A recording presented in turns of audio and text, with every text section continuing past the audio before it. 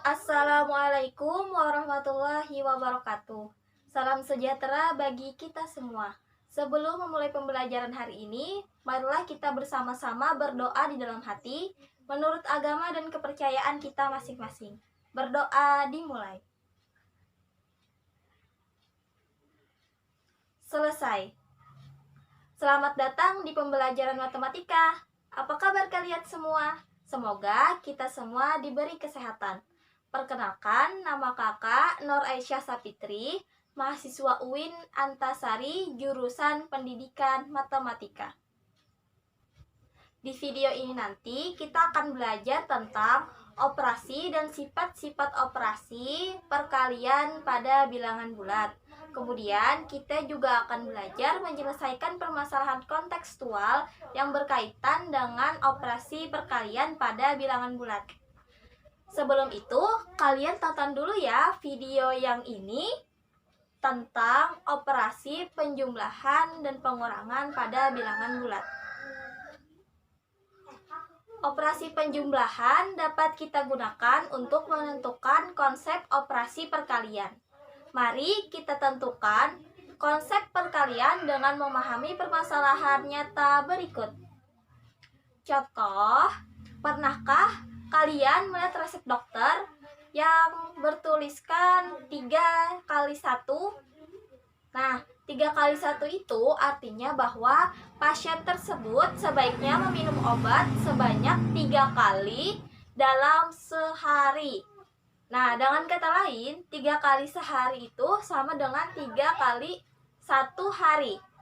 Biasanya kan diminum 1 kali saat pagi, kemudian 1 kali lagi diminum saat siang hari, kemudian yang terakhir 1 kali lagi diminum pada saat malam hari. Nah, jadi diketahui 3 kali 1 sama dengan 1 ditambah 1, kemudian ditambah 1 sama dengan 3. Jadi diketahui secara umum untuk A elemen bilangan bulat positif dan B elemen bilangan bulat, maka A dikali B diartikan menjumlahkan B sebanyak A kali. Misal contoh tadi kan 3 kali 1. Nah, maka satunya dijumlahkan sebanyak 3 kali. Jadi 3 kali 1 sama dengan 1 ditambah 1 tambah 1 dijumlahkan sama dengan 3. Nah, contoh tersebut mewakili semua bilangan bulat positif yang apabila dikalikan dengan bilangan bulat positif lainnya, maka hasilnya adalah bilangan bulat positif juga. Tadi kan 3 dikali 1 sama dengan 3. 3 bilangan bulat positif. Kemudian dikali 1. 1 merupakan bilangan bulat positif. Maka hasilnya adalah bilangan bulat positif juga, yaitu 3. Nah, sudah paham? Contoh berikutnya, ketika memasuki musim dingin, suhu di negara Eropa seringkali turun drastis. Setiap 1 jam, suhu turun sebesar 2 derajat Celcius. Nah, jika pada pukul 6 atau 18, suhu di sana 10 derajat Celcius, tentukan suhunya ketika pukul 24 atau pukul 12 malam waktu setempat. Bagaimana cara menyelesaikannya? Caranya yaitu yang pertama kita hitung dulu selisih dari jam 24 dengan jam 18. Jadi 24 dikurang 18 sama dengan 6 jam. Jadi selisihnya 6 jam. Kemudian setiap jam tadi diketahui suhunya turun sebesar 2 derajat Celcius. Maka dapat disajikan dalam bentuk perkalian. Selisihnya tadi 6, kemudian 6 dikali negatif 2. Karena di sini turun sebesar 2 derajat Celcius, jadi kita tuliskan negatif 2. Jadi 6 dikali negatif 2. Sama seperti konsep tadi, maka di sini negatif 2-nya kita jumlahkan sebanyak 6 kali. Jadi 6 kali negatif 2 sama dengan negatif 2-nya kita jumlahkan sebanyak 6 kali. Jadi negatif 2 ditambah negatif 2 ditambah negatif 2 ditambah negatif 2 sampai 6 kali. Hasilnya berapa? Negatif 12. Nah, selama 6 jam suhu di Eropa turun sebanyak 12 derajat Celcius. Atau dapat kita tulis tadi negatif 12 derajat Celcius. Nah, jadi suhu di Eropa ketika pukul 24 atau 12 malam waktu setempat adalah 10 derajat Celcius ditambah negatif 12 derajat Celcius. Ayo berapa? Betul, negatif 2 derajat Celcius.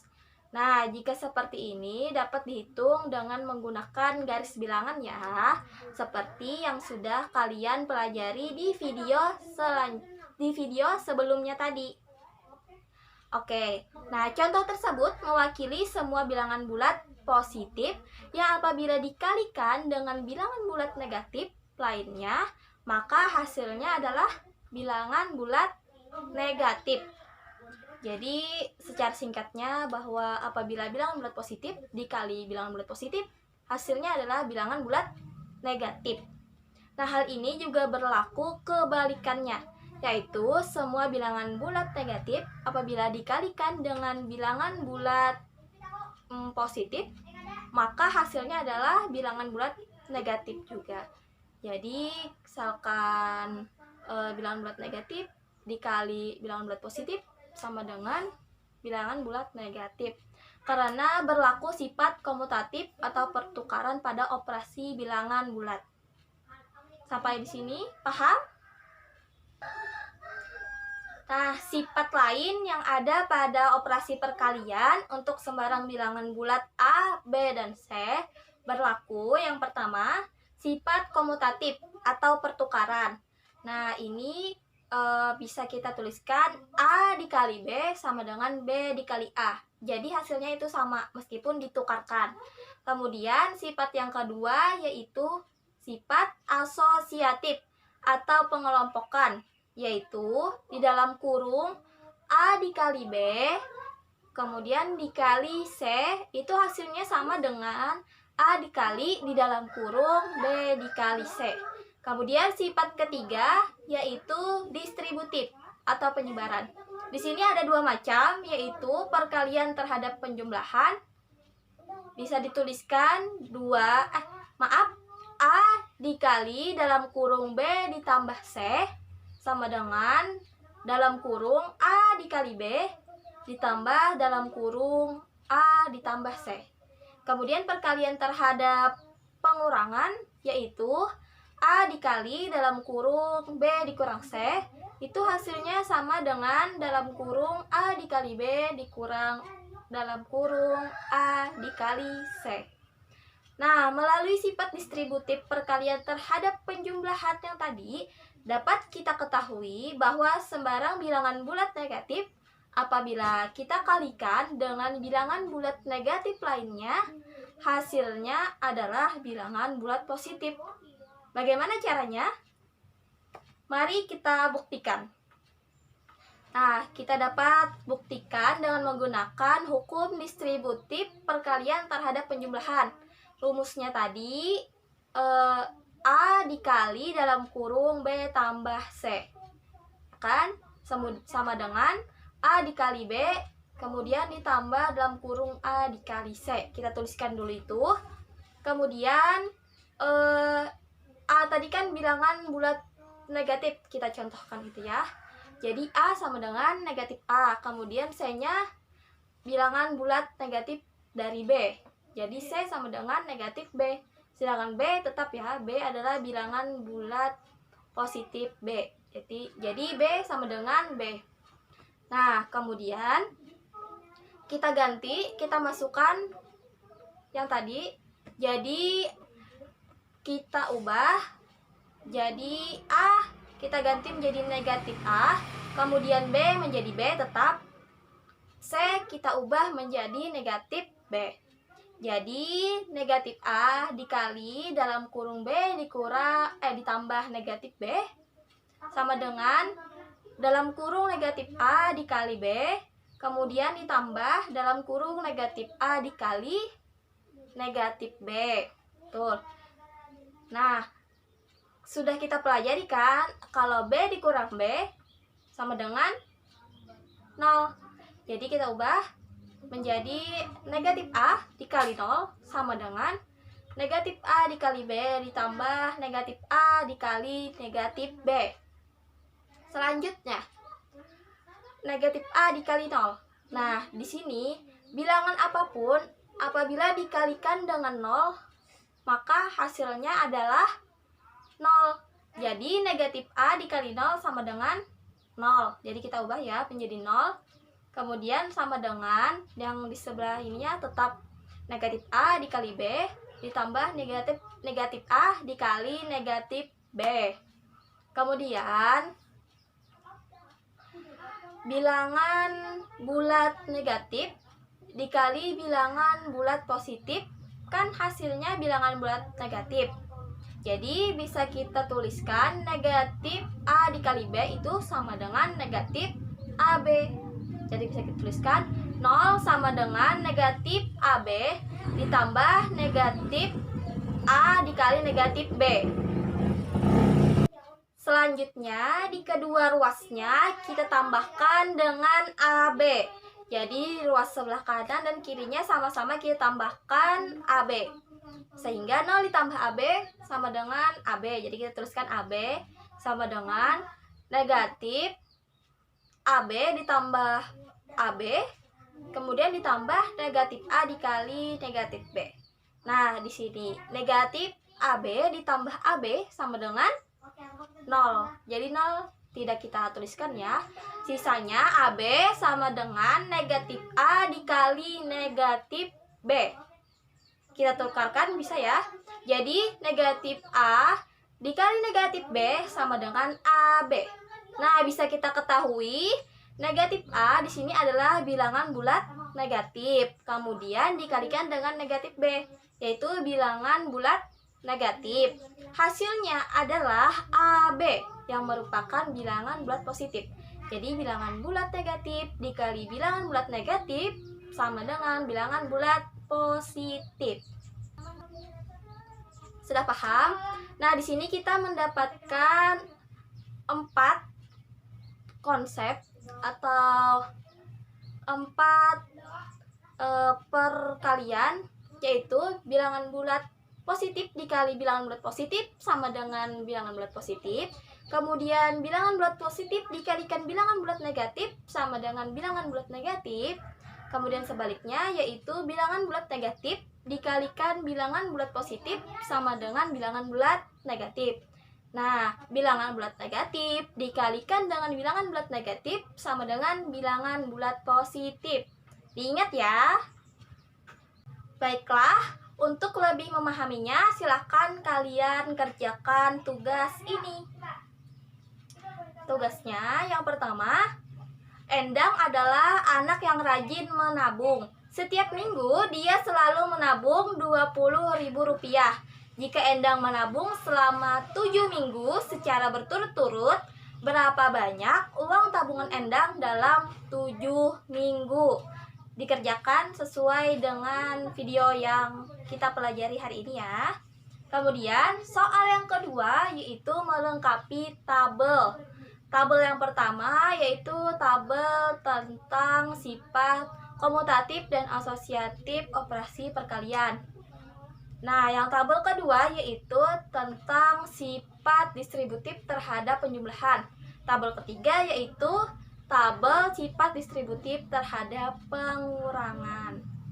Nah, ini cara untuk melengkapi tabelnya. Kita lihat ini perintah-perintah yang harus kita lakukan. Yang pertama, A dikali B. Kita lihat A-nya sama dengan 1, B sama dengan 5. Maka A dikali B sama dengan 1 dikali 5. 1 kali 5 sama dengan 5. Kemudian selanjutnya B dikali A. Kita lihat lagi, B sama dengan 5, A sama dengan 1. Jadi 5 kali 1 sama dengan 5. Selanjutnya ini A dikali B. A dikali B kemudian dikali C. Nah, A dikali B di sini kan sudah ada kolomnya A dikali B.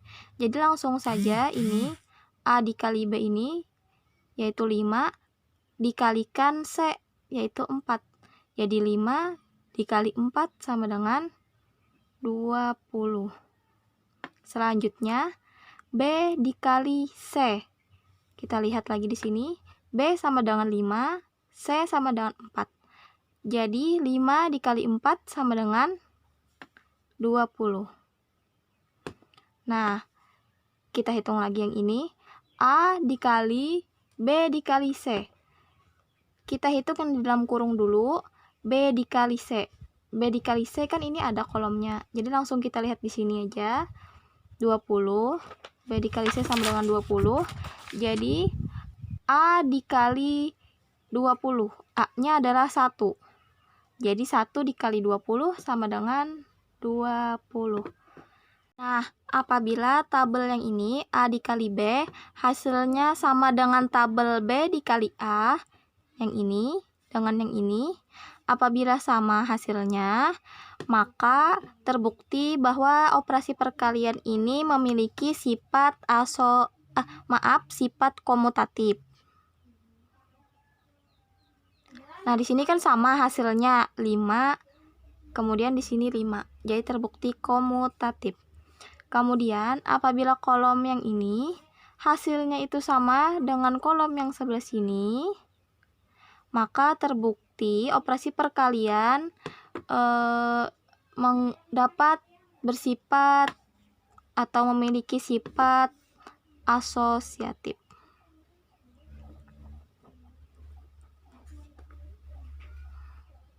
Nah, untuk soal-soal selanjutnya atau untuk melengkapi tabel berikutnya, dikerjakan sama seperti ini. Ikuti perintahnya yang ada di atas, kemudian hitung ya. Kita sudah berada di akhir pembelajaran untuk hari ini. Kesimpulan yang dapat diambil yaitu untuk operasi perkalian, apabila bilangan bulat positif dikalikan dengan bilangan bulat positif, maka hasilnya adalah bilangan bulat positif juga. Kemudian apabila bilangan bulat positif dikalikan bilangan bulat negatif sama dengan bilangan bulat negatif.